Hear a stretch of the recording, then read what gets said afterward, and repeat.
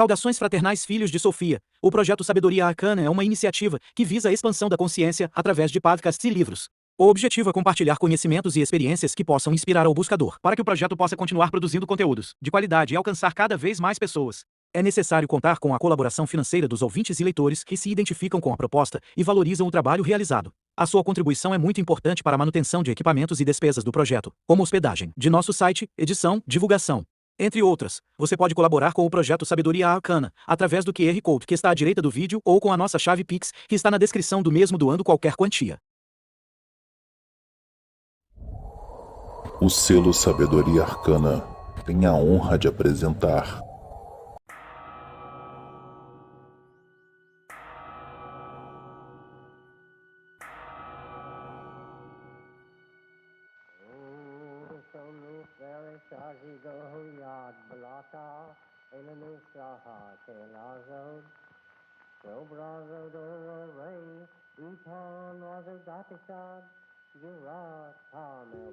Olá a todos, saudações fraternais a todos os descendentes da Sabedoria das Eras.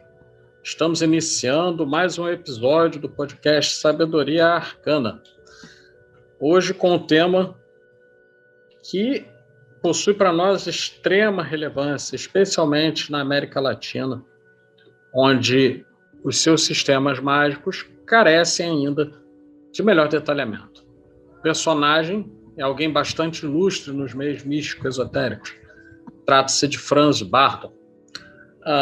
Tenho aqui conosco a presença do nosso amigo, nosso irmão Adílio Jorge Marques, conduzirá junto comigo o podcast. E temos a presença ilustre de André Consciência, que é também membro da Sabedoria Arcana, que vem de terras ultramarinas, em Portugal, e é um dos especialistas mais bem reputados sobre o tema, a quem temos a honra de ter conosco hoje nessa gravação. Então, desejando as saudações arcanas e fraternais a todos, vamos iniciar, e eu convido o Adílio, posteriormente o André, as palavras iniciais antes que comecemos a tratar mais diretamente do tema. Olá, saudações arcanas, todos os ouvintes, André, Pablo, prazer enorme estar aqui com vocês de novo, sempre nesse bate-papo que é o que acontece com o nosso podcast, a gente troca ideia, bate-papo como se estivesse conversando na casa de alguém, tomando um café, e acho que, como você já adiantou, né, Pablo, é um tema que a gente não encontra, como aconteceu também com o Adion Fortune, quando a gente gravou. Aqui no Brasil a gente quase não tem nada em termos de podcast, de informação pública, e no caso do personagem de hoje, ainda menos material do que no caso do Adion Fortune. Então, aqui em português nós só temos uma obra do Bardon, ou Barton, como alguns falam aqui no Brasil. Temos só uma obra traduzida pela editora Graus, que é a Magia Prática, o Caminho do Adepto, e alguns PDFs, algumas coisas assim, de iniciativas particulares circulando, porém, como os ouvintes vão poder depois perceber, é um ocultista de grande importância aqui para a gente no século XX, que se soma a outros no entendimento não só do que é essa área que a gente discute aqui, mas também no entendimento dos trabalhos pessoais.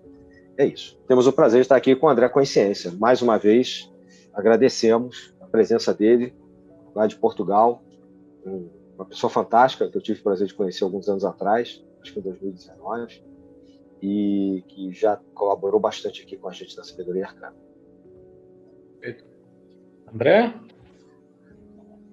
É sempre uma honra estar entre vocês. Nós já, portanto, a nível da Sabedoria Arcana, colaboramos primeiro com a tradução do Grimório da Horus Mat Lodge, levou o selo da Sabedoria Arcana. Depois, em colaboração com o Pablo, a tradução dos Oráculos Caldeus e o comentário. Portanto, e já inclusive já falei aqui na Sabedoria Arcana anteriormente, vocês tornaram-se como uma espécie da minha família esotérica desse lado, no Brasil. E gostaria também de agradecer a oportunidade de estar a comunicar por esse lado, no Brasil, com os ouvintes que não aprenderam, especialmente com os ouvintes que não aprenderam o inglês, e que por isso mesmo podem seguir um bocado este tema, não podendo segui-lo nas publicações que eu tenho vindo a fazer, por exemplo, no Facebook ou mesmo nos livros. Este ano vão ser 4, ou está agendado saírem 4 livros pela Falcon Books relacionados com o tema de Franz Barton, mas vão ser em inglês. Eu gostaria de deixar, portanto, que estes ouvintes saibam que não é por isso que deixam de ter acesso aos conhecimentos que lá estão, ou seja, basta contactarem e estes ensinamentos que têm de ser gratuitos, portanto, eu comunico-os de forma progressiva e, portanto, pessoa para pessoa. Ah, que bom. Com certeza. A gente divulga aqui, né? Vamos trabalhar também e divulgar a obra do André, porque o André é uma referência, né, em Portugal e na Europa, não só com HML, mas com todo o trabalho mágico dele. A gente acompanha pelas redes sociais e, claro, com as participações aqui com a gente. Perfeito.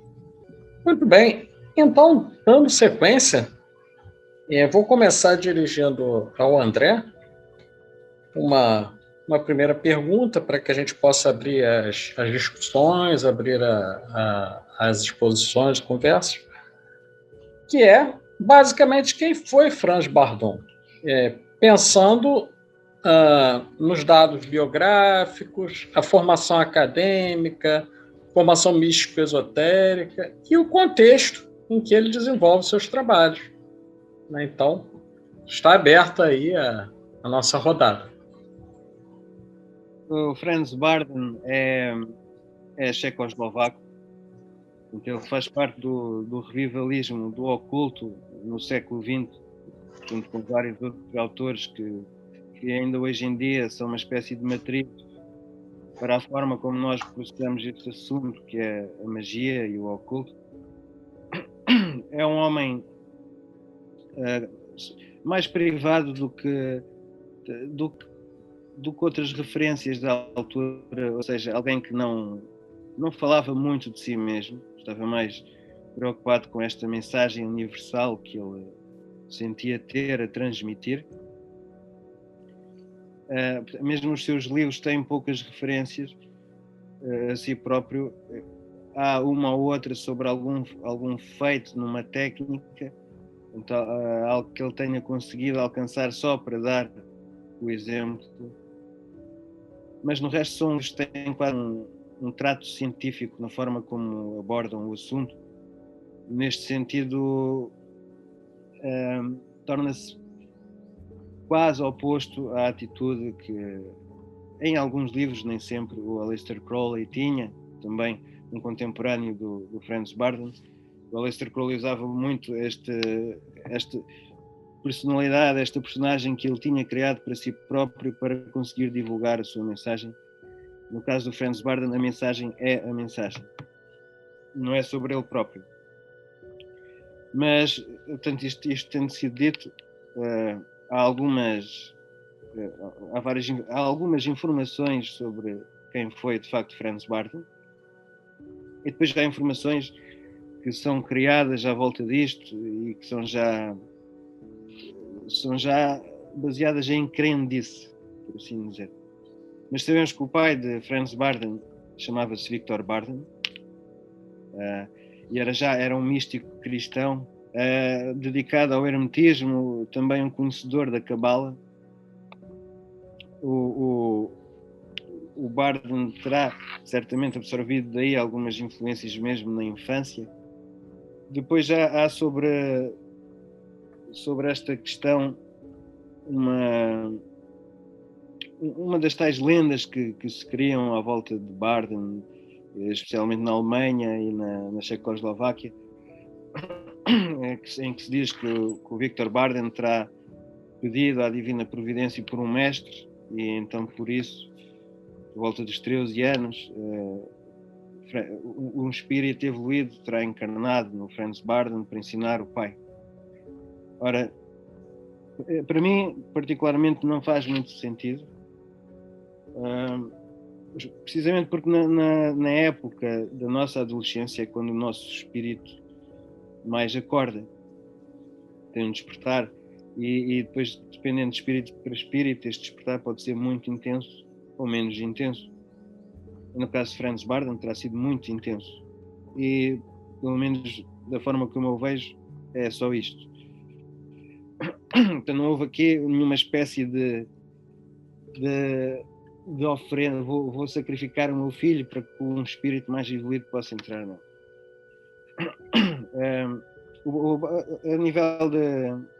A nível académico, o Barden tem um percurso curioso, porque ele estudou, ele fez a primária, o ensino primário, e depois começou a estagiar e a trabalhar numa fábrica de ferramentas e de reparo de máquinas, etc. E é nesta altura, depois da sua adolescência, ele começa este despertar e começa de facto a explorar os temas ocultos e mágicos já desde criança. Ele torna-se depois um curandeiro, se assim quisermos dizer. Ele cura as pessoas com base em preparações alquímicas e consegue mesmo, inclusive, fazer parte da vida, portanto, do seu ganho, consegue viver daí, com uma família, a qual sempre cuidou. Ele torna-se, inclusive, a certo ponto, torna-se um mágico de palco, e em 1941 ele é feito prisioneiro pelos nazis por não colaborar. Tanto os nazis quiseram os conhecimentos de Barden, porque eles exploravam também estes assuntos do oculto, e Franz Barden não colaborou, foi inclusive torturado, fizeram-lhe cirurgias a sangue frio, cozeram-lhe, portanto, dentro dos joelhos colocaram anéis, várias coisas deste género. O Franz Barden escapa do campo de concentração onde estava durante um bombardeamento da parte dos aliados, e ele volta depois à Checoslováquia quando a guerra acaba.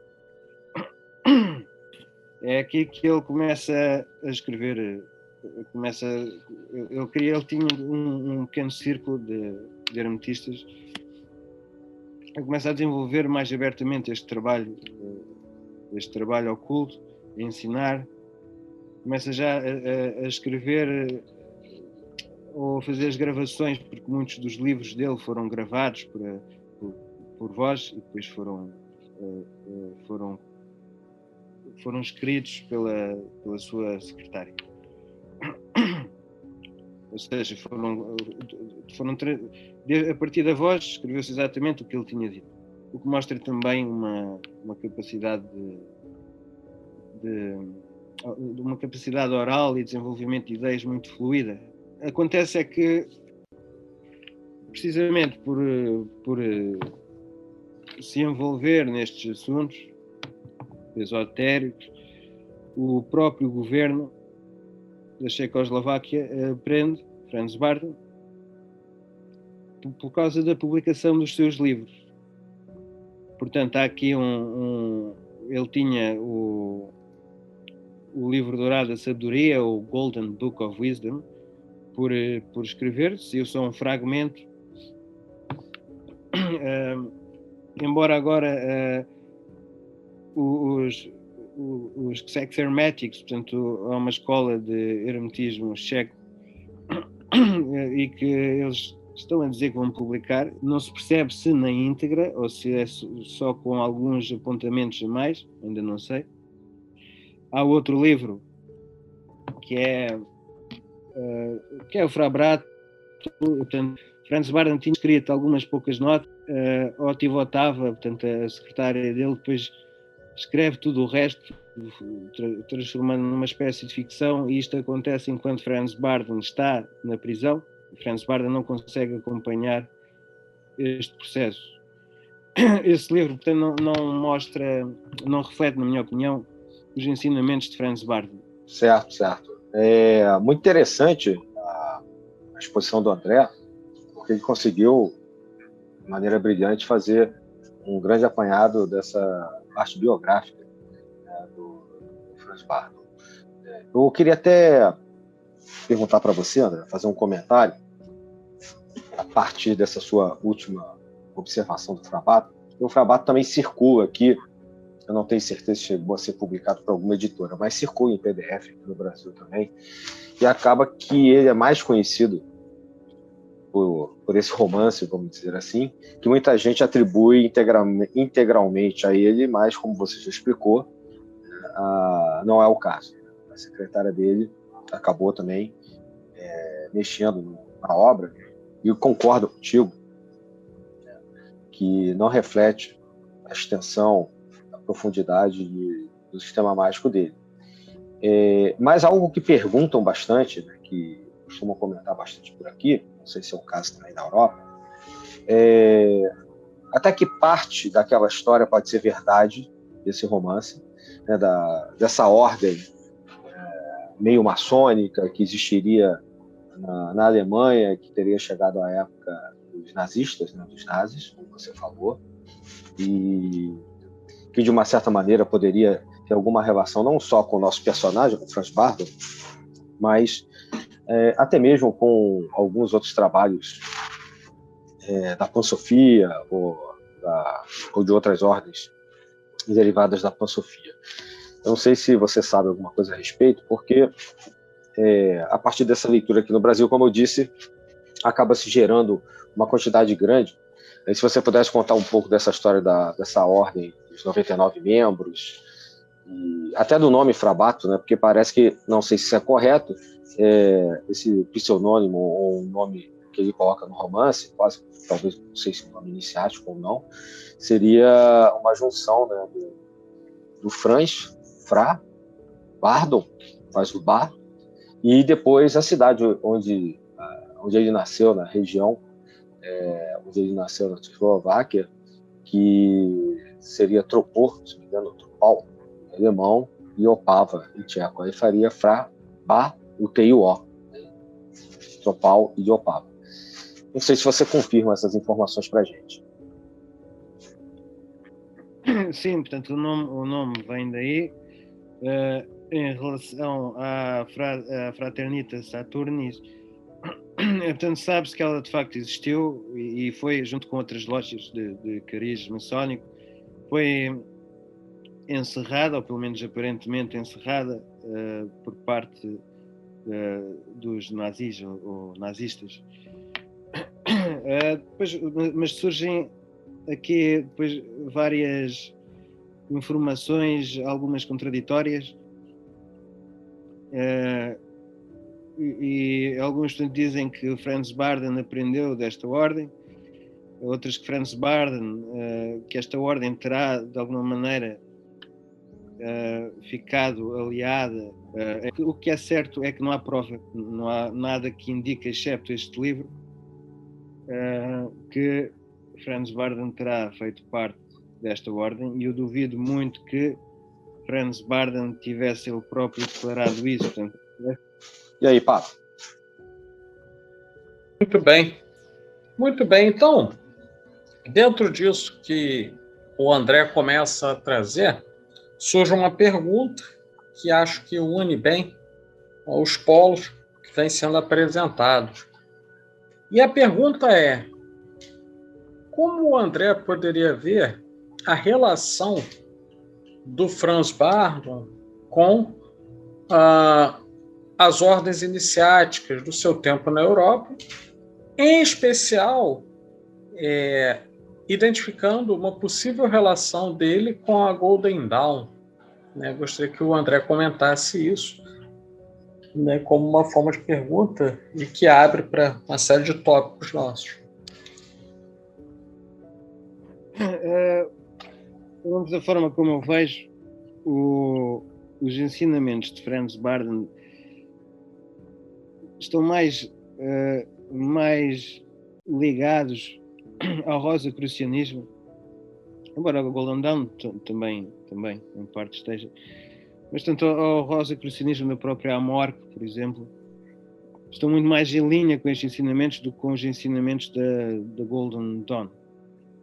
O ensinamento de Franz Barden é mais místico do que enquanto o sistema do Golden Dawn ritualista. Quem está a aprender na Golden Dawn vai sempre beber à força própria egrégora, mesmo por repetir os rituais que têm sido repetidos ao longo dos anos, dos adeptos do Golden Dawn, enquanto quando se está a seguir o caminho de Barden, nós estamos a aprender tudo do zero, a partir de nós próprios, sem bengalas. Mesmo os rituais que se aprende em Barden, em relação ao hermetismo, não são realmente rituais. Ele dá algumas referências e a pessoa trata com os objetivos que pretende obter. A gente poderia, só para resumir, teve um momentinho até que o áudio sumiu um pouquinho. Então, o trabalho do Franz Barden é um trabalho mais individual, né? Não há uma ordem, que é algo que também se pergunta bastante, né? Não existe uma ordem assim estabelecida por ele ou por seu filho, eu não sei se está vivo ainda, que dê seguimento ao sistema dele. Ao contrário da Golden Dawn, que é um trabalho coletivo, né? Como você disse, André, tem o suporte da egrégora, que obviamente dá um apoio, a proteção. Se eu entendi, então, só para destacar para os ouvintes depois, essa seria a principal diferença, certo? A principal diferença, sim. Há outra, essa mais relevo. Portanto, mas alguns desses também mudam de dono. Todo o diagrama da árvore da vida com as cartas do tarot a ser tidas em conta em simultâneo, enquanto Franz Barden trata cada carta individualmente. Portanto, tendo começado naquele primeiro livro, vai até à carta da Imperatriz com a Cabala, e depois do Imperador temos só aqueles primeiros fragmentos do Livro Dourado da Sabedoria, e que me parece a mim que se dirigiam a uma espécie de teologia universal. Parece a mim que era aí que ele ia querer chegar. Sim. Perfeito. O sistema, eu diria que é mais parecido o que Franz Barden ensina com o que a Amorque ensina, porque a Amorque também acaba por ser mais filosófica e mais mística. E, portanto, ensina muito a partir do interior, mais do que da repetição dos rituais, como na Golden Dawn. Depois a pessoa tem de conseguir ou não absorver aquilo que o ritual lhe deu. Pode acontecer, como vejo, a pessoa de facto evolui com rapidez, mas sem consciência, sem integração daquilo que está a acontecer. Não sei se o André pode confirmar que aquele curso que tem, que não deixa de ser um curso de teoria e prática, né, como ele mesmo coloca, em 10 graus, que aparece no Caminho do Adepto, primeiro, quando ele trata dessa questão das energias, né, dos elementos, como do Akasha, né, essa quinta essência, para quem não sabe, está ouvindo, o Akasha como essa quinta essência, esse quinto elemento vai ser trabalhado no sistema, Franz Barden, as forças magnética e elétrica também, né, tudo já foi explicado. esse primeiro livro é um curso e que fica muito claro que, como ele é um caminho individual, você só pode passar para o grau seguinte, ainda falando do primeiro livro, quando você domina o grau que você está. Então, quando você dominar o grau 1 ou a A1, você vai para a A2 e assim sucessivamente. Porém, a impressão que me dá é que quando a gente olha as 3 obras que foram agora descritas aqui, que são a trilogia principal, associadas ao tarô e tudo, a trilogia principal dele, todo o contexto também é um grande curso, é uma grande preparação. Então, o primeiro livro é um grande substrato, um caminho, uma preparação para o segundo, que, como a gente falou, né, é a prática da evocação mágica. E esse segundo livro, somado ao primeiro, me parece ser uma preparação para a verdadeira chave da Kabbalah, que é o terceiro livro. E aí, provavelmente, todas as outras coisas ou publicações que possam se achar depois venham a complementar esse daí, né? Como o formato que a gente falou, perguntas e respostas que eu não conheço nem se alguém traduziu aqui no português, né? Como obra póstuma, e o livro de ouro da sabedoria, né? O livro dourado, que eu sei que tem um fragmento que rola aqui pelo Brasil, mas também eu não sei como esse fragmento foi disponibilizado. Mas, enfim, voltando à minha questão para o André, todo esse caminho, toda essa trilogia é em si só, né, uma espécie de 3 grandes graus, né, 3 degraus, 3, digamos assim, etapas, como se fosse o primeiro, segundo, terceiro graus da maior parte das ordens que trabalham assim, a própria maçonaria deixa de ser assim, o martinismo, etc. Outras organizações também têm 3 graus básicos. Me parece que o sistema do Franz Bardon é assim também. Não sei se eu estou viajando muito. E aí eu queria colocar uma segunda pergunta para o André. Se o Franz Bardon deixou algum tarô que não seja espúrio, evidentemente, né? Algum tarô que tenha sido publicado, desenvolvido mesmo e de maneira póstuma, já que ele, de uma certa maneira, faz uma constante relação com o sistema da Kabbalah, com as cartas de tarô no sistema mágico dele. Portanto, primeiramente não acho que tenha estado a viajar muito. Eu concordo completamente com o que disseste em relação aos 3 graus, aos 3 grandes graus. Já agora gostaria de, falando nestes livros que podem ser vistos como uma espécie de apêndice, gostaria de fazer lembrar um livro que chama-se The Universal Key, e que é baseado em algumas cartas que Franz Bardon trocou com membros da sua escola. Tem a participação de Martin Fox. Portanto, este livro explora o conceito das virtudes, a parte completamente mística das virtudes que nos ajudam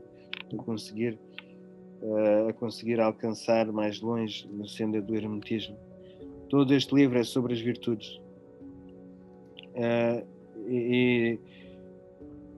E depois explora mais a fundo um dos conceitos que aparece no pequeno fragmento do Golden Book of Wisdom, e que trata do conceito de quantidade e qualidade.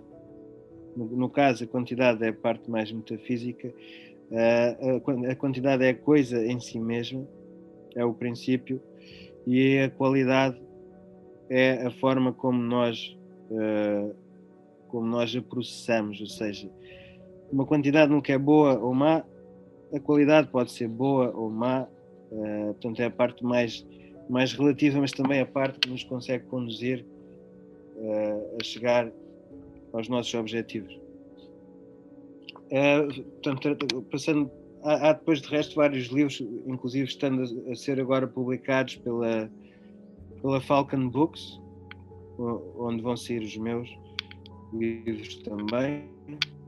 E há o tal grupo de hermetismo checo que também tem vindo a publicar livros sobre a tradição de Franz Bardon e depois livros também sobre o martinismo.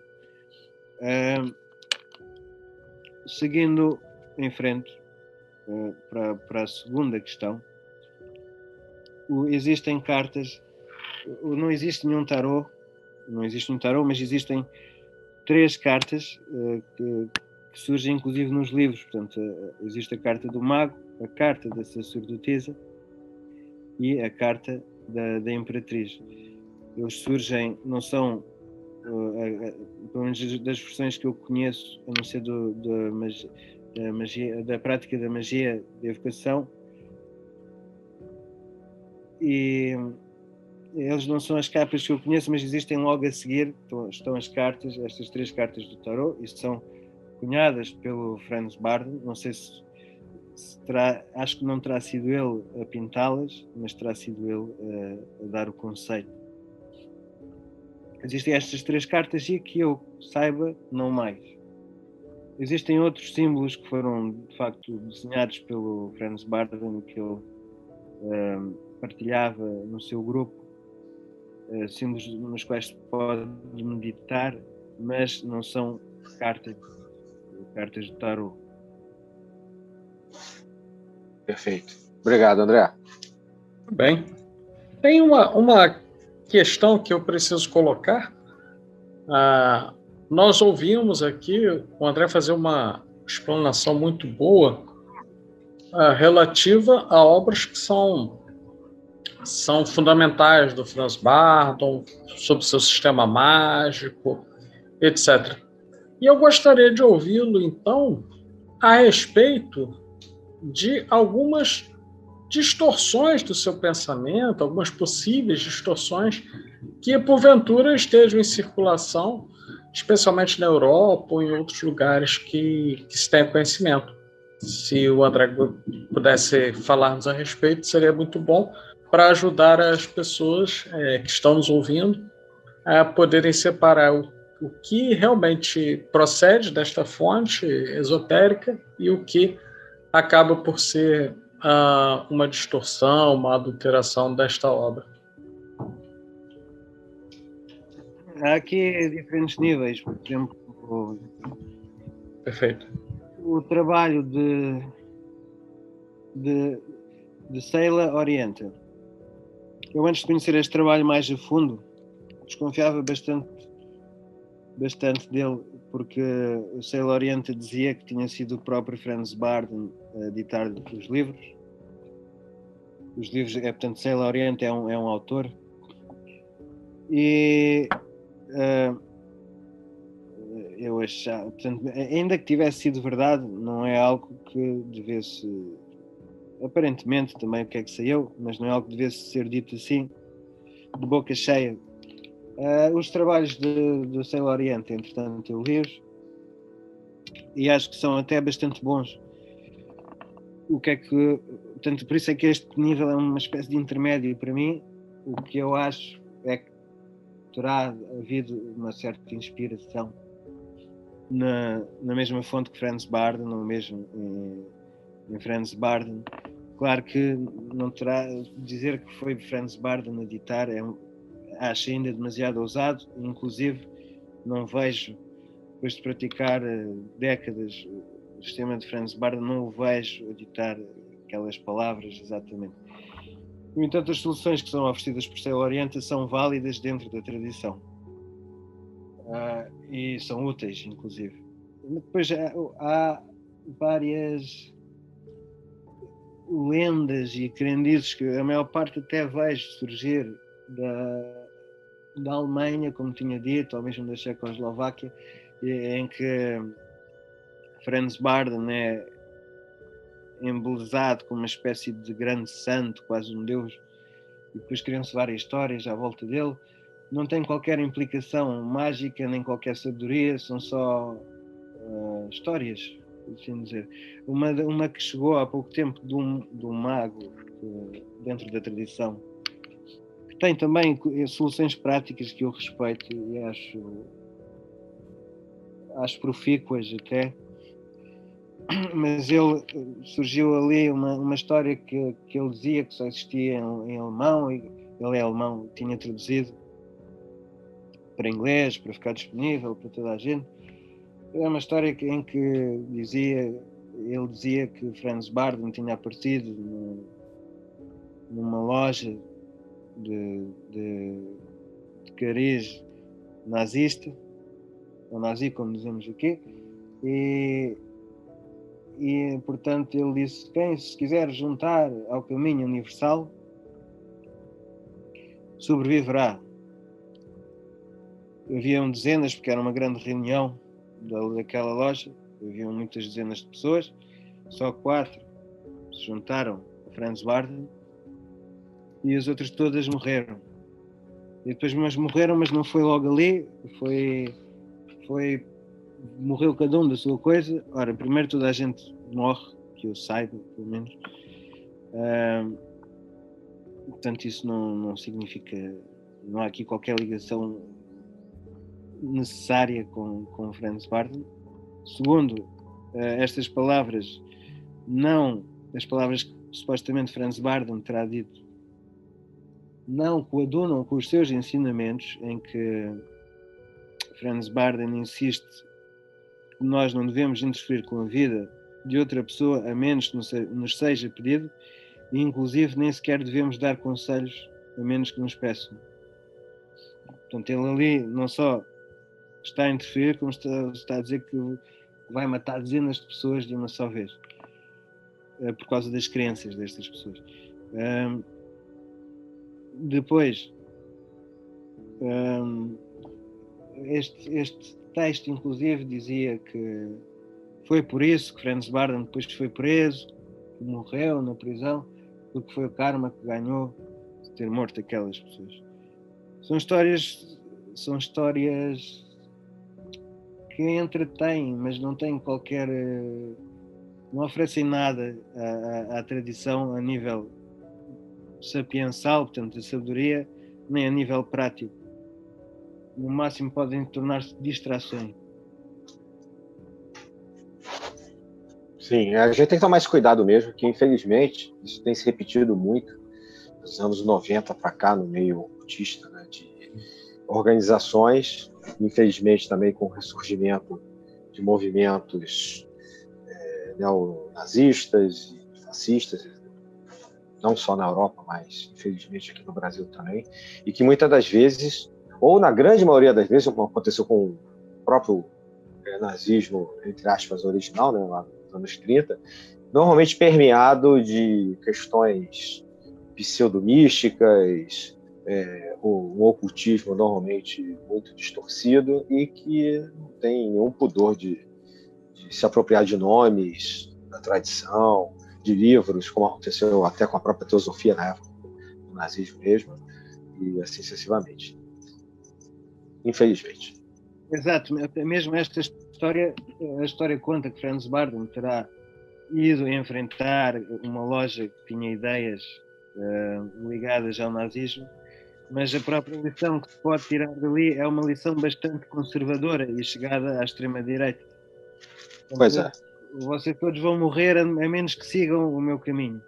Não faz sentido. Que não teria nenhum sentido, né? Com uma pessoa que foi presa, torturada, né, passou por todos os problemas, como você descreveu no início da nossa conversa, e que muito provavelmente pode ter, é o que se supõe, pode ter morrido a partir das consequências, depois quando mais velho, dessa tortura, de todas as barbaridades que sofreu, seria uma total incoerência ele surgir, participar de algo nesse sentido.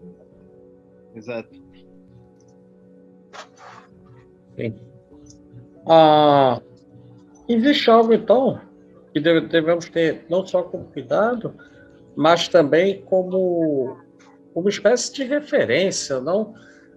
Que é o fato de que, na atualidade, muito do pensamento que foi construído nos séculos XIX e XX, ele vem aparecendo de forma não somente diluída, mas adulterada em vários ramos, e com autores importantes, como John Fortune, Franz Bardon, Jorge Adun e outros.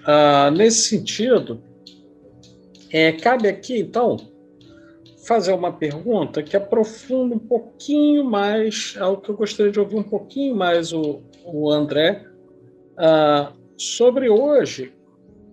Quais ordens iniciáticas você poderia dizer que utilizam o conteúdo do que o Franz Barton foi produzido e de modo mais fidedigno hoje, modo mais, eu diria, não somente respeitoso, mas que não adultera a tradição do legado que ele traz? Se for possível, claro, sem ferir algum sigilo ou coisa desse tipo. Eu inclusive fiz parte de no início do meu treino, não exatamente no início, mas pouco depois de começar a treinar Franz Barton, era ainda menor de idade, quando comecei a treinar, e depois juntei-me ao que na altura era uma ordem, de facto, e que inclusive o fundador desta ordem era português, depois tínhamos uma cabeça na Escócia, uma na Inglaterra. Esta chamava-se Fraternitas Hermetica. Esta ordem era competente, portanto posso dizer que sim, mas como todas as ordens, depois gerou ali conflitos internos entre as cabeças da ordem, e acabou por fechar, e depois reabriu e depois desapareceu. Portanto, não sei, na altura que ela reabriu eu já tinha saído, eu mais o meu iniciador, saímos juntos, aliás, e ela depois reabriu e desapareceu pouco depois, nem sei dizer se ainda existe ou não, ou se fechou novamente. Portanto, pode ter optado por desaparecer ou pode ter fechado. Entretanto, existem grupos que não podemos chamar-lhes de ordens, mas existem grupos que trabalham em conjunto, e um deles é o tal grupo relacionado ao hermetismo checoslovaco, e que se liga com a própria editora. No entanto, eu acho que o conceito de ordem acaba quase necessariamente por deturpar em parte o ensinamento de Franz Barton. Depende, claro, da aproximação que se tenha, mas a ordem geralmente tende a fazer com que os membros dependam muito da egrégora, embora também possam ganhar com isso, e de um pensamento coletivo algo afunilado, que normalmente acaba por ganhar uma personalidade como a personalidade de qualquer uma de nós, ou seja, tornar-se relativa e não universal.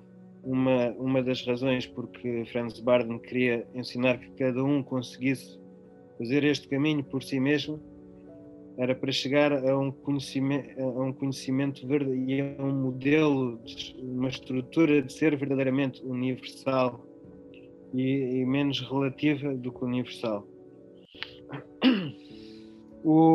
Numa ordem eu tenho visto que, com algumas exceções, tenho visto que aquela parte pessoal e relativa, portanto, podemos chamar também de ego, são muitos egos juntos e há sempre um ego coletivo que se põe no caminho das coisas.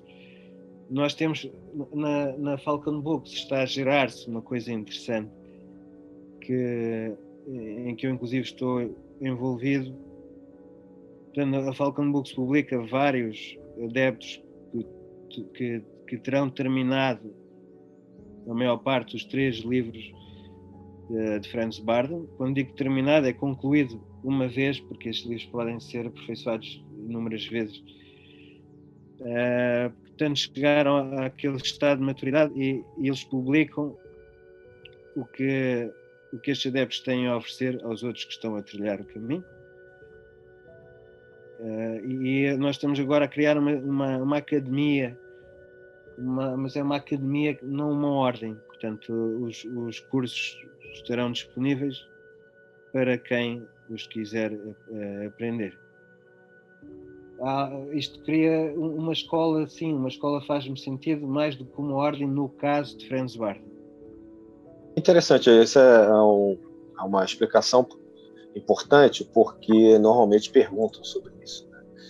E eu também não sei do trabalho da Fraternidade Hermética ter continuado. Se continuou, eu desconheço. E eu queria perguntar para o André, para a gente comentar aqui, ele já falou sobre muitos aspectos importantes, mas existem dois que a gente vê muito nas redes sociais, né, no Facebook, em alguns grupos, que é um chamado Espelho da Alma e o trabalho com as esferas. E se o André podia falar um pouquinho, né, claro, né, só uma visão geral sobre esses dois trabalhos do Franz Barth.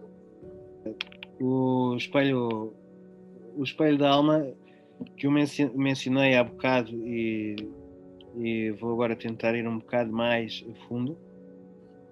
O espelho da alma é um instrumento de introspeção, de nos examinarmos a nós próprios, e ele é construído, tentar aqui explicar as etapas. Ele é construído primeiro por simples introspeção.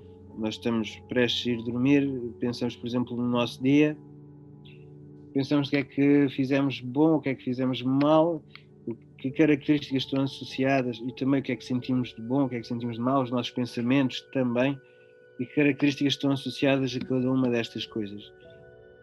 E vamos fazendo uma lista extensiva. Portanto, fazendo isto todas as noites durante uma semana, já uma lista extensiva.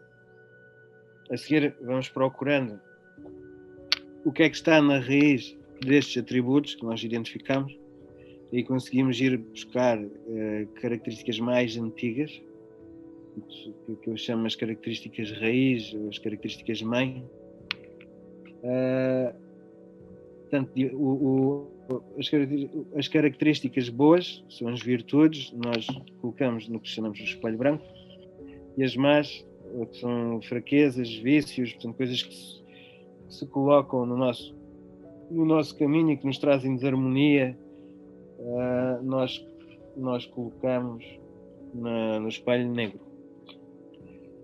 A partir daí, começamos a fazer uma divisão das várias características nos 4 elementos, portanto, quer no espelho branco, como no espelho negro. No elemento fogo, ar, água, terra.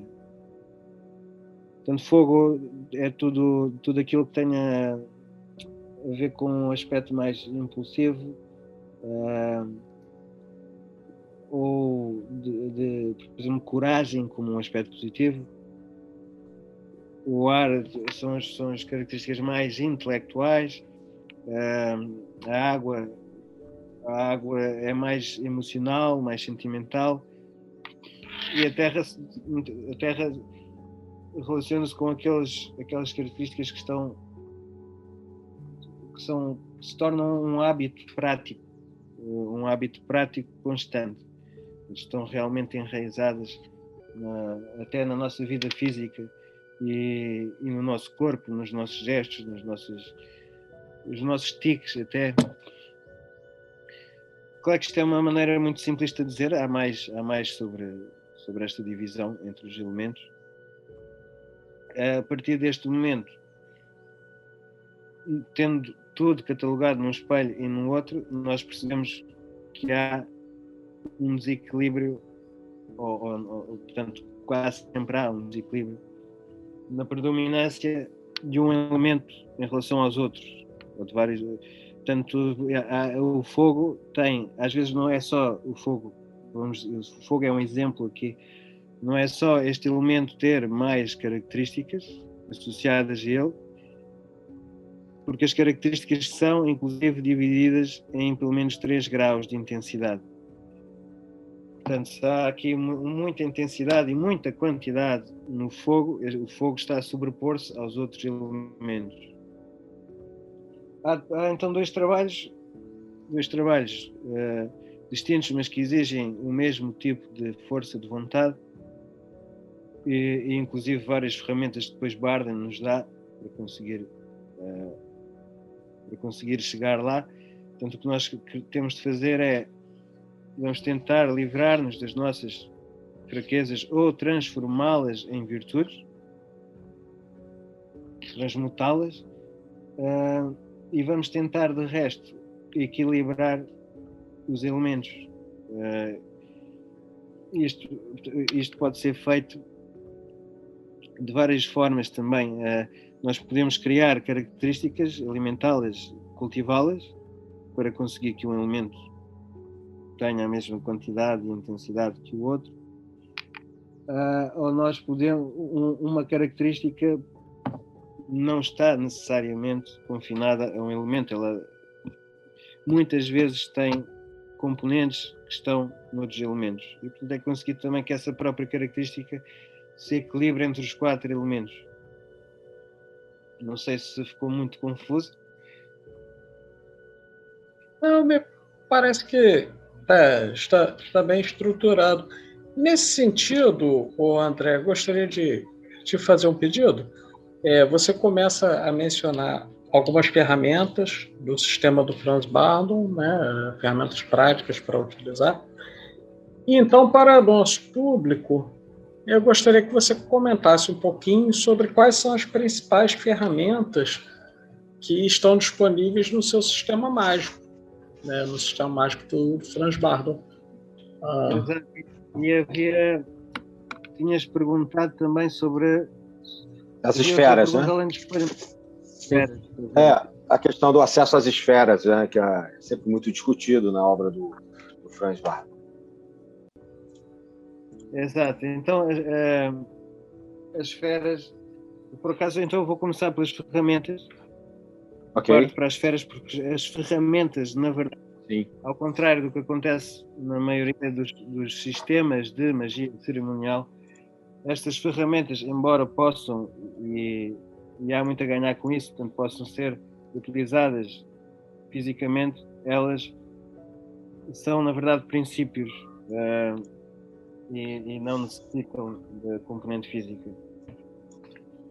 Mas, por exemplo, a espada, e a espada significa a vitória absoluta, portanto, a luz que não encontra obstáculo, ou seja, não é como ao fogo, e o fogo é aqui relacionado ao bastão, à vara. O fogo consegue ultrapassar os obstáculos, ele vence os obstáculos, enquanto a espada nem sequer encontra obstáculos. Assim que chega a esta luz, portanto, é um transe de não haver nada que se possa opor a nós, é a luz absoluta. A taça relaciona-se. A espada, portanto, aqui uma curiosidade a falar sobre a espada, porque depois há pessoas que costumam ver uma contradição entre o sistema clássico, por exemplo, da Golden Dawn e o de Franz Bardon em relação a estes instrumentos mágicos. Eu não acho que exista esta contradição neste caso dos instrumentos mágicos, porque a espada não deixa de estar também associada ao ar. Enquanto o fogo rompe caminho, e o fogo é associado ao bastão também em Bardon, o ar, e Franz Bardon vê o ar não como vento, mas como aquilo que consegue reunir na sua mente todos os eventos, ou seja, uma abertura de mente total, uma abertura à luz, uma transparência à luz. A espada é a luz, e esta luz tem também a ver com o ar. Está, é certo, associada igualmente ao fogo, no sentido que o fogo gera luz. A taça está associada ao ar e à água. Portanto, a taça significa a sabedoria universal, e esta sabedoria, como saboreada pela alma também, portanto é um fluido da sabedoria universal. a taça relaciona-se com este tal princípio da omnisciência, o bastão com a omnipotência, o pentáculo com a omnipresença. O pentáculo em Franz Barden é desenhado com um símbolo que o adepto comprove, que ele sinta que representa a estrutura do universo, portanto o universo inteiro, e que tenha de facto os princípios geométricos, etc., associados a isso. Portanto, o pentáculo é o adepto enquanto microcosmo, mas o que está representado nele é o macrocosmo. Há depois vários utensílios que Franz Barden fala, que ele escreve e que nem sempre vemos noutros grimórios. O cinto representa a ligação entre o microcosmo e o macrocosmo, portanto, entre o eu pessoal, que é o mago, e o eu universal, que é Deus, mas onde a consciência dele também está, e tem de estar para o trabalho da evocação, mas também, na minha opinião, para o trabalho da projeção mental. Eu já vou chegar aí no tópico das esferas. Há a corrente mágica. A corrente mágica é representada por uma corrente, de facto, em que cada elo é um dos guias, uma das entidades, e das almas, podem ser até almas de pessoas vivas, portanto, que o mago conheceu e que representam para ele uma constelação de luz, por assim dizer. Portanto, todas estas almas representam esta constelação. E quando o mago age, todos estes seres agem com ele, estes seres universais. Há o turbante ou o chapéu. Este chapéu representa o pensamento universal, e eu costumo aconselhar até uma prática de observação do pensamento e de catalogação do mesmo. Nós temos pensamentos universais, pensamentos relativos e pensamentos pessoais. E quando o mago está no círculo ou mesmo em projeção mental, convém, dependendo dos seus objetivos, mas geralmente convém manter o pensamento universal, até porque é esta a linguagem universal. Este pensamento não é nenhum pensamento como nós costumamos formulá-lo, ou seja, não são necessariamente frases. Ele traduz-se mais até numa espécie de vazio de pensamento. Mas este pensamento é emanação direta. O incenso e a lâmpada, portanto, as lâmpadas em Franz Barden têm a cor, as lâmpadas cerimoniais têm a cor, ou também se pode usar velas dessa cor. A cor das esferas, cada esfera tem uma cor atribuída, e o incenso, ou seja, o que é que antes de chegar ao incenso, esta lâmpada ou a vela, além da lâmpada e da vela, o objeto da lâmpada e da vela, eles representam a oscilação da esfera, a oscilação de luz da esfera, a inteligência imanente na esfera. E é com esta luz em si que nós trabalhamos. A vela acaba por ser quase só um objeto de decoração que nos lembra que nós estamos em contacto e a canalizar aquela luz, e conseguimos acumular aquela luz no quarto inteiro e no triângulo em particular. O incenso representa exatamente esta acumulação, esta saturação de luz que vai transmutar a câmara inteira. E isto é feito a partir de manipulação de energias. De resto, há o espelho. O espelho também está associado à luz, portanto, o espelho é como se fosse uma janela para a luz. E depois tem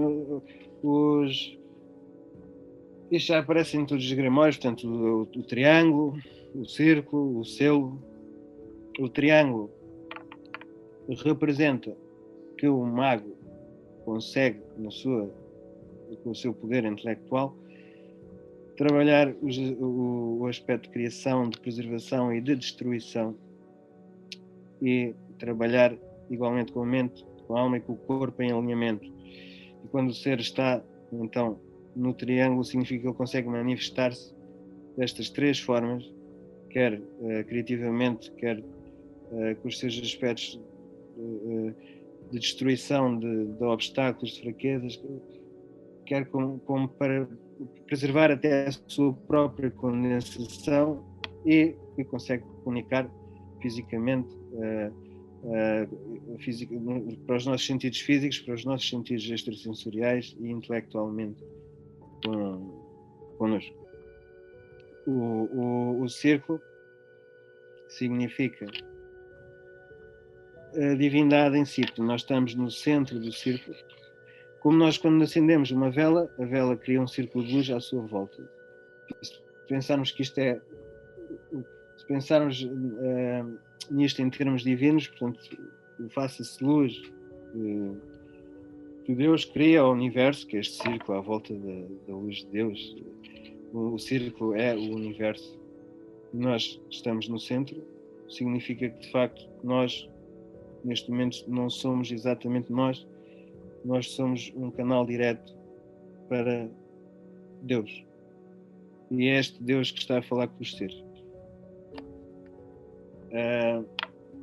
Portanto, todas estas coisas podem ser trabalhadas de uma forma progressiva. Estas armas podem ser praticadas sem as próprias armas, de forma que nós tenhamos os seus princípios integrados em nós. A partir daí podemos proceder à evocação ou à viagem mental, e esta viagem leva-nos às esferas, e é até necessária antes da evocação, porque no sistema de Barton nós trazemos os seres da sua esfera ao nosso triângulo e ao nosso quarto, que está, à nossa câmara, que está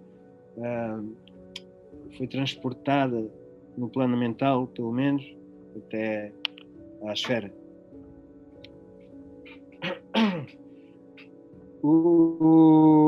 Esta viagem às esferas nós treinamos ainda no caminho do adepto, a iniciação ao hermetismo, tem estes dois nomes. Nós treinamos frente ao espelho, começa assim, vemos-nos ao espelho, tentamos imaginar que estamos na imagem que estamos a ver de nós próprios, a olhar para nós. Depois decoramos todas estas características e tentamos fechar os olhos e mover-nos dentro desta outra imagem. E vamos insistindo, até que conseguimos sair do nosso próprio corpo, como se o corpo fosse uma luva, dentro deste corpo mental, portanto, esta imagem que temos de nós próprios, uma mente, mas com a mente do invólucro que é igual ao nosso, embora não com as limitações. Isso permite-nos também processar tudo o que se passa na esfera mental, semelhante àquelas que conseguimos obter do nosso corpo físico. E é neste invólucro que se viaja até à esfera. No sistema de Franz Barton existe a esfera,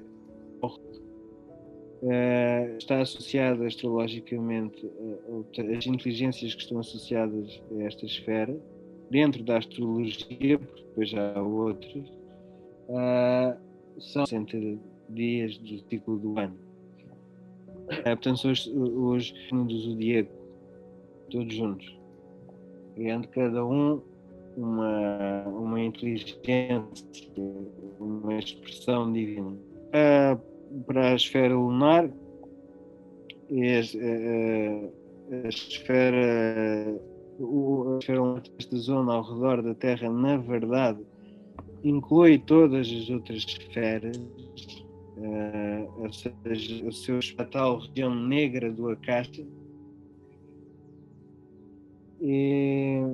Mas como é um sítio sem espaço e nem tempo, portanto, tudo, não só o nosso sistema solar, mas nós usamos o nosso sistema solar porque nos é conveniente, o nosso mente consegue trabalhar com a Lua, uma espécie de independência dos aspectos mais grosseiros da nossa existência terrena, ou seja, a matéria, não vamos dizer matéria, portanto não está confinada às nossas regras. Não diga-se as coisas que nós vemos à nossa volta, o nosso próprio corpo mental, nós conseguimos fazer muito ali. É uma espécie, quase um reino, vamos imaginar um reino de fantasia, de magia. E o tempo aqui, em particular, portanto, este universal, e o tempo das formas, o presente e o futuro são um só rio, não há divisão das coisas. Acima da esfera lunar temos a esfera de Mercúrio, que é uma esfera do simbolismo e do intelecto puro. Existe a esfera a seguir de Vênus, que é a esfera da luz, assim eu digo, mas que é a luz associada à forma. Em Mercúrio havia ainda a ideia, mas estas formas são as formas de Vênus, são as formas que dão estrutura à própria ideia, portanto elas estão acima da ideia.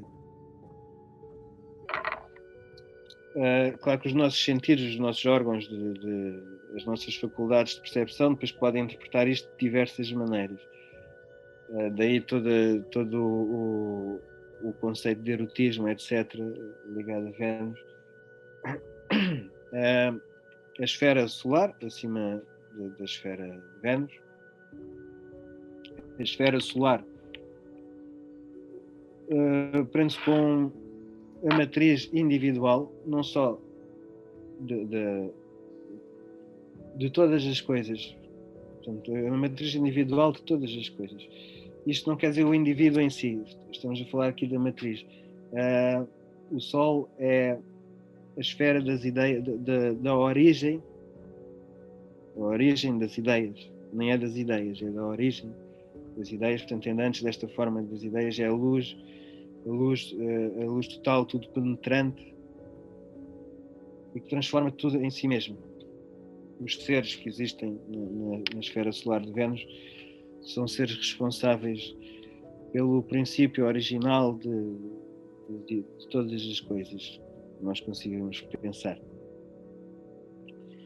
Acima está a esfera de Júpiter, e esta esfera relaciona-se com as leis que estão por trás dos processos que conseguem projetar estas origens. Portanto,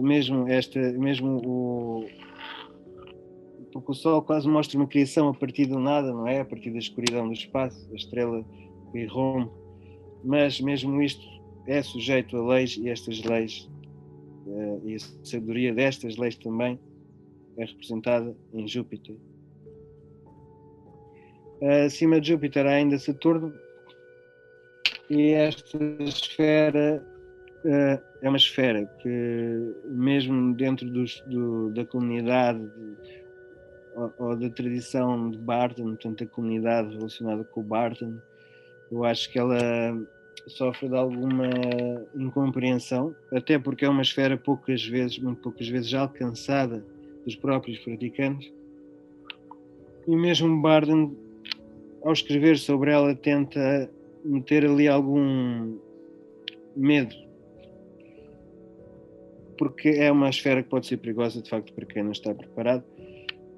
Esta esfera tem a ver com a consciência, e acho que falta falar disto, que ela de facto é a consciência. Embora a consciência nos possa dar alguns pesadelos, está de bem com a sua consciência, a consciência torna tudo possível, e abre todas as portas. Alguém que está de bem com a sua consciência consegue, se tiver de resto as faculdades necessárias e equilibradas, consegue fazer tudo. Não há muito que eu possa parar, pelo menos interiormente. Acima da esfera de Saturno, a Franz Barden menciona mais 2 esferas e põe ali uma terceira, mas um bocado escondida, e eu acho que inclusive ele propositadamente faz um erro no seu livro. Portanto, ele insere a esfera de Plutão como se tivesse trocado o nome com a esfera de Urano. Mas se formos ver o contexto, a esfera de Plutão está de facto a ser introduzida.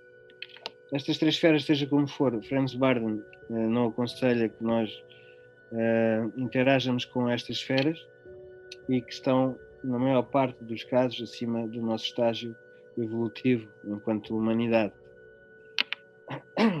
E que a sua influência sobre a Terra não é muito direta ainda no nosso estágio, portanto não é direta para nós, seres humanos. Faltou-me falar, assim, portanto, antes de abaixo de Júpiter e acima do Sol está ainda Marte. Saltei Marte há bocado. Marte é o princípio ativo, é o impulso divino, é a chispa de fogo que vai criar de facto aquilo que é o Sol. Portanto, é o primeiro movimento no sentido de manifestação, o primeiro movimento de Deus. Os seres a inteligência e a gente que se divide em inteligências, portanto, que podemos encontrar nesta esfera, são muito ativas, mas quando eu digo isto, estou a falar no sentido hermético. Elas são responsáveis pela ação ou pela origem da ação, portanto, o impulso que vai gerar a ação. Mas também eu descobri que estas inteligências são mestres perfeitos para adquirir disciplina. Ao contrário do que o Marte também é uma esfera um bocado temida, então eu acho que a maior parte dos adeptos não tirou bom proveito dela, porque se tentar usá-la para ganhar disciplina, usar esta força bélica para adquirir disciplina, portanto, que é uma espécie de paciência, é a ação controlada. Esta esfera é ótima para tal. Aliás, podemos encontrar um paralelo nas chamadas artes marciais, não é? São artes intensas, mas muito controladas e calmas interiormente. Esta é, portanto, vou evitar então, talvez, como Franz Barden, falar do Plutão, de Neptuno e de Urano, embora tenha falado sobre estas esferas num livro que vai, em princípio, sair ainda este ano, chamado Magia Estelar, portanto, pela Falcon Books. Ainda há, de resto, portanto, Barden, de facto, menciona que não estamos inclinados ao sistema solar. Há outras esferas, nós não conseguimos perceber as suas luzes, temos de imaginá-las como luzes brancas e depois já com a percepção que esta própria esfera nos vai emprestar, é que conseguimos sequer imaginar o que há além dela ou dentro dela. Ok. Acho que foi um resumo e tanto, né, das esferas. Perfeitamente. Praticamente uma aula. Muito bom. Obrigado, Sim. André. Sim, somos muito gratos, porque eu diria que muito mais do que uma introdução, nós temos aí quase uma iniciação. Muito bom, André, muito bom mesmo. E, claro, gostaríamos, se fosse possível, de permanecer ainda muitas horas aqui, porém, como todos os demais podcasts, precisamos encerrar, né? E então, eu gostaria de reiterar os agradecimentos que o nosso irmão Adílio faz e dizer que esse é um podcast que acrescenta muito ao nosso público, muito mesmo.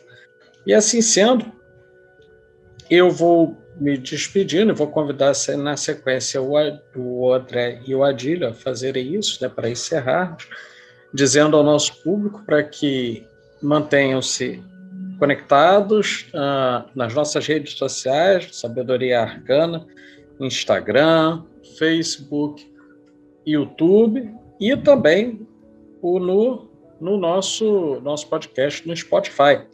Além disso, acessando o site www.sabedoriaarcana.com.br. Então, passo a palavra ao Adílio e posteriormente ao André para um encerramento e a nossa saudação final ao nosso público. Bom, normalmente eu no final dou algumas dicas de livros, de obras, mas acho que ao longo da conversa hoje a gente já falou do que há de principal. O André, inclusive, trouxe publicações e novidades na Europa. E muito bom, muito bom. Eu queria agradecer aos ouvintes que têm acompanhado a gente. Normalmente, como a gente já vem trazendo aqui nas outras gravações, sempre dando retorno, agradecimento de elogio. Espero que a gente consiga manter aqui a nossa proposta ainda por muito tempo. E dentro dessa proposta, agradecer ao André, que mais uma vez esteve aqui com a gente, trazendo um tema, na minha opinião, não é fácil de falar, sobre um personagem que precisa ainda a gente discutir e estudar com bastante atenção, com cautela, evitando as invencionices, evitando as apropriações indevidas, como nós chamamos a atenção aqui, que o André trouxe muito bem, inclusive os movimentos espúrios, movimentos que a gente sabe que só tem trazido problemas na Europa, está lá o André, e aqui também no Brasil, nos Estados Unidos, nas Américas, misturando essa nossa temática com uma política, criando uma falsa política, uma falsa ideia.